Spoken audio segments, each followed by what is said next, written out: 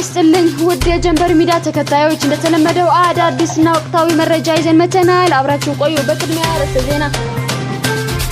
ታላቁ የህዳሴ ግድብ አቅራቢያ የሚገኝ የግብጽ ጦር በሱዳን ታጣቂዎች ተከበበ። አንድ አማራጭ ብቻም ቀርቦለታል። ቱርክ ለኢራን ወታደራዊ ድጋፍ እንደምትሰጥ አስታወቀች። 180 ሺህ ሜትሪክ ቶን ነዳጅ ባለመግባቱ የኢትዮጵያ የነዳጅ እጥረት ቀውስ እየተባባሰ ነው። የዕለታዊ የነጭ ናፍጣ አቅርቦትን በግማሽ ቀንሷል። እስራኤል ቻናል 14 በኢራን መሪዎች መካከል የተደረገ ንግግር ማግኘቱ ገልጿል። ለቀጣይ አዲስ መረጃ ለማግኘት ላይክ፣ ሰብስክራይብ እና ሼር ማድረግ አይርሱ። አርዕስተ ዜናን በማስቀደም ጀምረናል። አሁን ደግሞ ወደ ዝርዝሩ። ታላቁ የህዳሴ ግድብ አቅራቢያ የሚገኝ የግብጽ ጦር በሱዳን ታጣቂዎች ተከበበ። አንድ አማራጭ ብቻ ቀርቦለታል። በታላቁ የኢትዮጵያ ህዳሴ ግድብ አቅራቢያ በሱዳን ድንበር ሳቢ በተባለ አካባቢ የሰፈረ አንድ የግብጽ የጦር ሻለቃ በታጣቂዎች ከበባ እንደተደረገበት ተገለጸ። ከበባው ያደረገው ታሲስ ወይም የሱዳን መስራች ጥምረት የተባለ አዲስ የታጣቂዎች ስብስብ መሆኑ ታውቋል። ይህ የታጣቂዎች ስብስብ በጀነራል አልቡርሃን ከሚመራው የሱዳን ጦር የተገነጠሉ ወታደራዊ አመራሮችን የምዕራብና የደቡብ ሱዳን የጎሳ ሚሊሻዎችን በአባልነት የያዘ ነው። ቡድኑ በሳሌ አካባቢ የሰፈረውና 650 ገደማ ወታደሮችን የያዘው የግብጽ ሻለቃ ከበባ ውስጥ ካስገባ በኋላ ያለምንም ቅድመ ሁኔታ እጅ እንዲሰጥ መጠየቁን የሱዳን ታይምስ ዘግቧል። እንደ ዘገባው ከሆነ የግብጽ ሻለቃው አካባቢው ለቆ ለመውጣት መገን እንዲከፍትለት የጠየቀ ቢሆንም የጥምረቱ ኃይሎች ግን ጥያቄ ውድቅ በማድረግ ወታደሮቹ ትጥቅ እንዲፈቱ አዘዋል። ቀደም ሲል የጀነራል አልቡርሃን መንግስት ድጋፍ ለማድረግ ወደ ሱዳን የገባቸው ይኸው የግብጽ ጦር በቆይታው እንቅስቃሴው በህዳሴ ግድብ አቅራቢያና በወርቅ ማዕድን ማውጫ ስፍራዎች ላይ ማድረጉ ክትትል ሲደረግበት መቆይቱ ተመላክቷል።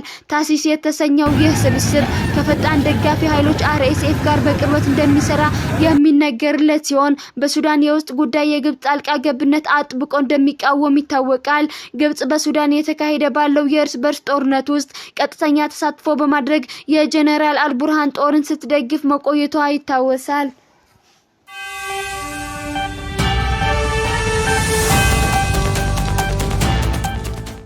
ቱርክ ለኢራን ወታደራዊ ድጋፍ እንደምትሰጥ አስታወቀች። በኔቶ ውስጥ በከፍተኛ ድንጋጤ ተፈጥሯል። በመካከለኛው ምስራቅ የተካሄደ ባለው ጦርነት ውስጥ ያልተጠበቀ የታሪክ መገለባበጥ የተከሰተ ይገኛል። የቱርክ መንግስት ጎረቤት ኢራንን ለመደገፍ ወታደራዊ ጣልቃ ገብነት እንደሚያደርግ በይፋ አስታውቋል። ፕሬዝዳንት ረሲፕ ታይፕ ኤርዶጋን እንደገለጹት አጋር ኃይሎች የኩርድ ታጣቂ ቡድኖች ለጦርነቱ መጠቀሚያ ካደረጉ የቱርክ ጦር በቀጥታ ወደ ጦርነቱ በመግባት የኢራን ወገን ይሆናል። ይህ ውሳኔ በቱርክና በአሜሪካ መካከል ያለው ስትራቴጂካዊ ግንኙነት እጅግ አደገኛ ደረጃ ላይ ጥሎታል። ቱርክ የኩርድ ታጣቂዎች ከታጠቁ በሀገሬ ድንበር ውስጥ አመጽ ይቀሰቀሳል በሚል ከፍተኛ ስጋት አድሮባታል። የኔቶ አባል የሆነችው ቱርክ ከወታደራዊ ጓደኛው አሜሪካ ፍላጎት በተቃራኒ መቆሟ የቀጠናው የጸጥታ ሁኔታ ሙሉ በሙሉ ሊቀይረው እንደሚችል ተነግሯል። በአሁኑ ወቅት የቱርክ ጦር በድንበር አካባቢ ያለውን ወታደራዊ ንቃት በከፍተኛ ሁኔታ ያጠናከረ ሲሆን ዓለም አቀፍ ዲፕሎማቶች ውጥረት ወደ ሰፋ ያለ ጦርነት እንዳያመራ ለማስታረቅ ጥረት ያደረጉ ይገኛሉ።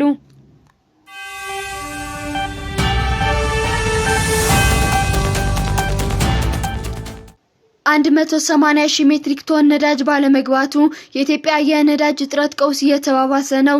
የዕለታዊ የነጭ ናፍጣ አቅርቦት በግማሽ ቀንሷል። በመካከለኛው ምስራቅ ጦርነትና በዓለም አቀፍ የነዳጅ ገበያ ለመረጋጋት ምክንያት ከ180 ሺህ ሜትሪክ ቶን በላይ ነዳጅ ወደ ሀገር ውስጥ ሳይገባ መቅረቱን የንግድና ቀጠናዊ ትስስር ሚኒስትር ዶክተር ካሳሁን ጎፌ ተናገሩ። ይህንንም ተከትሎ ኢትዮጵያ የአስቸኳይ ጊዜ የነዳጅ አጠቃቀም መመሪያዎችን ተግባራዊ አድርጋለች ብለዋል።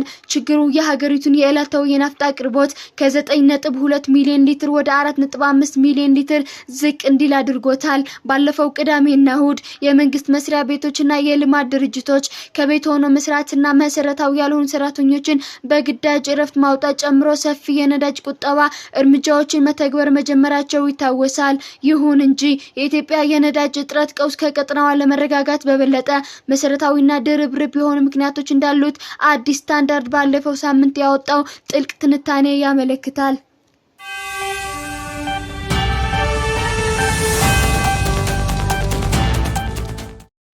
እስራኤል ቻናል 14 በኢራን መሪዎች መካከል የተደረገ ንግግር ማግኘቷ ገልጿል።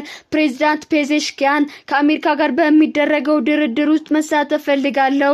በአስቸኳይ ስምምነት ላይ ካልደረስን መላው ኢኮኖሚያችን በ3 ሳምንታት ውስጥ ይፈራረሳል። የአብዮታዊ ጋርድ IRGC አዛዥ ቫሂድ በድርድሩ ውስጥ መሳተፍ የሌለብህም ለዚህ ነው። ለስምምነት ስትል ሁሉንም ነገር አሳልፈህ ትሰጣለህ። ዘገባው እንደሚያመለክተው የስልክ ጥሪው ካበቃ በኋላ የኢራኑ ፕሬዝዳንት ለባልደረቦቻቸው እንደታጋጅ ሆስቴጅ እንደሚሰማቸው ገልጸዋል። መልቀቅ አልችልም፣ የራሴን ውሳኔ መወሰን አልችልም፣ እኔ ማድረግ የምችለው የተሰጠኝ ጽሑፍ ማንበብ ብቻ ነው ብለዋል። ቻናል 14 ዘገባው ሲያጠቃልል በአሁኑ ወቅት አገሪቱን በትክክል የመራት ያለው የአብዮታዊ ጋርድ IRGC እንደሆነም ገልጸዋል።